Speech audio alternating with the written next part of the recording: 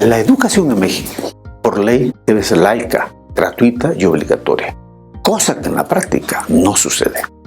Hoy me voy a referir a la educación privada, esa que imparten las escuelas particulares, donde los niños pagan una mensualidad por recibir educación. De este tipo de escuela hay miles en México. Se estiman unas 30,000 antes de la pandemia. Entre ellas hay excelentes escuelas y universidades, aunque también hay muchas de las conocidas como patito, que cobran tan caro como las buenas.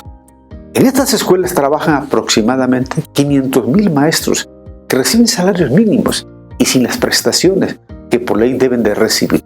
Es común hablar del mal pago que reciben las mises, como en algunos lugares se les llama. ¿Qué pasó después de la pandemia? Las escuelas de gobierno, con el esfuerzo de la SEP y sobre todo los maestros mexicanos, han sobrellevado la crisis. Hay muchas historias de éxito donde se creía que no podía haber educación y que la mano milagrosa de los profesores ha permitido que se mantenga la educación oficial. Pero se requiere una revisión urgente en las escuelas particulares, sobre todo en las colegiaturas que se han mantenido con el mismo precio, aun y cuando los dueños han reducido costos de operación con educación virtual.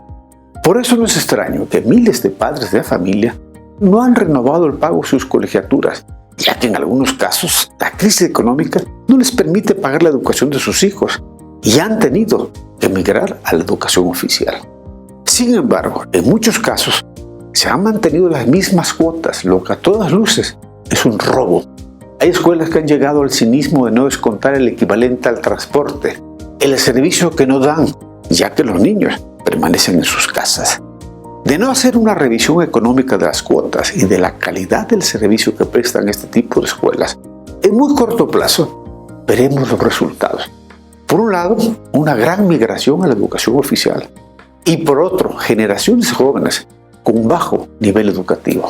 Hay cientos de historias, sobre todo en las clases medias, de padres de familias que no han encontrado un canal para contar estas historias, donde se están dando verdaderos atracos económicos y educativos.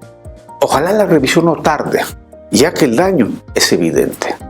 La educación privada nació de la mano de la Iglesia y poco a poco se convirtió en un negocio, donde, insisto, hay excelentes escuelas y excelentes negocios sin educación. La educación privada llenó un espacio que dejó la educación oficial.